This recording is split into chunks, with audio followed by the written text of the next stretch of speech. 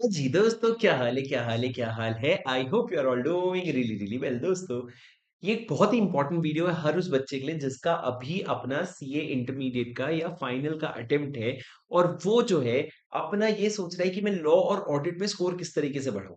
तो दोस्तों, आप लोगों को मैं कुछ बताना चाहता हूँ कि लॉ और ऑडिट में आप नो मैटर कितना पढ़ लो क्या कर लो, बट आपको एक तरीके से लिखते आना चाहिए। और किसी और के साथ साथ लिख करके हम उतना नहीं सीखते जितना हम अकेले में बैठ करके लिखना सीखते हैं। तो मैं आपको दिखाता हूँ, मेरा जो सीए इंटर का मैंने जब एग्जाम लिखा था ना, मैंने 8 सब्जेक्ट लिखे थे। मेरे को बोथ ग्रुप में एग्जामिनेशन सारे सब्जेक्ट में आए थे। बस एक सब्जेक्ट में नहीं आया था, वो था ऑडिट। और उसके बाद सीए फाइनल ऑडिट जब मैं पढ़ना शुरू किया तो मुझे पता था कि भैया एक ही सब्जेक्ट जो मेरी बैंड बजाएगा सीए फाइनल में वो है ऑडिट। तो उसके लिए सर मुझे उस समय ये थॉट आया कि why should I not right one question in a day. तो मैं क्या करता था सर, लॉ और ऑडिट को मिला करके मैं एक क्वेश्चन लिखता था जिसके कुछ पेजेस आज मेरे पास हैं। सर अगर मैं आपको मेरी स्क्रीन में दिखाऊं, अगर आप देख सकते हैं तो देखो सर, मैं क्या करता था, मान लो मैंने क्वेश्चन नंबर 5 लिखना शुरू किया, बुक का पेज नंबर 234 या जो भी वो कंफ्यूजन हुआ है, उसके बाद सर मैंने क्वेश्चन लिखा यहाँ पे। हालांकि क्वेश्चन नहीं लिखना चाहिए था, पर मैंने क्वेश्चन लिख लिया। और उसके बाद सर मैंने आंसर लिखना शुरू किया। सर आंसर में मैंने पहले मेरे हिसाब से जो भी आंसर होगा अच्छी हैंडराइटिंग बना करके मैंने लिखा। उस समय उस पॉइंट पे मैंने कीवर्ड्स वगैरह अंडरलाइन करना नहीं सीखा था। उस समय इतना यूट्यूब नहीं था ना प्रमोट करने के लिए कीवर्ड्स कीवर्ड्स कीवर्ड्स। तो मेरे से नहीं हुआ सर, मैंने नहीं सीखा था, पर मैंने ये अपने हिसाब से आंसर लिखा। लिखना पूरा मैंने बिना देखे किया कि मैंने पूरा रिविजन कर लिया, पूरा कॉन्सेप्ट मैंने पढ़ लिया, क्वेश्चन पढ़ा, खुद से आंसर लिखा।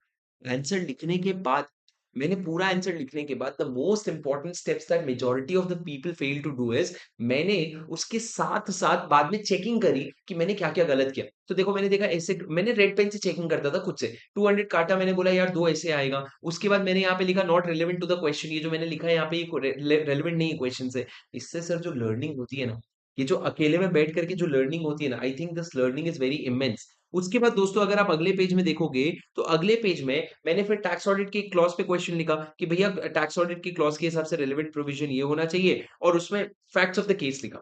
फिर मैंने लिखा टू बी रिटर्न फर्स्ट, मतलब आंसर में फैक्ट्स ऑफ द केस पहले लिखा हुआ था। और उसके बाद से राइट हियर, यहाँ पे कुछ लिखना था जो मुझसे छूट गया। क्या लिखना था वो मैंने नीचे लिखा है, जो 1 मार्क्स का मेरे हिसाब से था।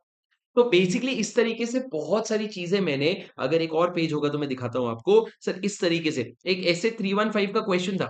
एक एसे 315 का क्वेश्चन था, जो अगर आप देखेंगे तो उसमें स्पेसिफिक रिस्क क्या है, रिलायबिलिटी, फलाना-ढिमकाना, changes to the information system to data, ये सारी चीज़ें थी। तो बेसिकली इस तरीके से मैंने क्या किया, अपने हिसाब से जो लिखना था मेरे को लिख लिया। बाद में जो एक्स्ट्रा पॉइंट्स मेरे को लगे वो मैंने यहाँ पे नोट डाउन किए। तो मैं कहना ये चाहता हूँ सर, इस तरीके से आप लोगों को भी अपना रोज एक क्वेश्चन दिन में लिखना चाहिए। और दिन में एक क्वेश्चन आप लोगों को लिखना चाहिए till the last date of your exam. उसमें सारे जो आपके वीक सब्जेक्ट्स है, जैसे कि आपका लॉ हो गया, ऑडिट हो गया, उन सबको यहाँ पर पे लिखो आप।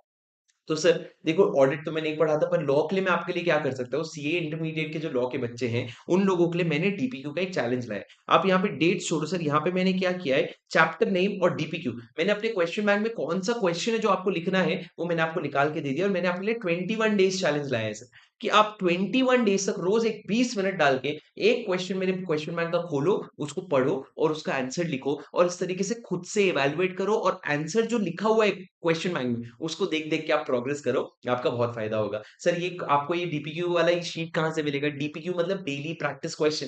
सर ये क्वेश्चन वाला शीट आपको कहाँ से मिलेगा, मैं नीचे डिस्क्रिप्शन में आपको मेरे टेलीग्राम का लिंक दूंगा, वहां पे जाकर के आप इसको देख सकते हो और साथ साथ में आप इसको पूरा पढ़ सकते हो। ठीक है दोस्तों, उम्मीद करता हूँ ये वीडियो आपके लिए हेल्पफुल रहा। I hope this was really helpful for you. I will see you in the next video. Until then you take care, keep studying properly. Comment पे एक बार जरूर अपने तहे दिल से अपने आप के लिए लेके जाना, I am going to give 200% in this exam.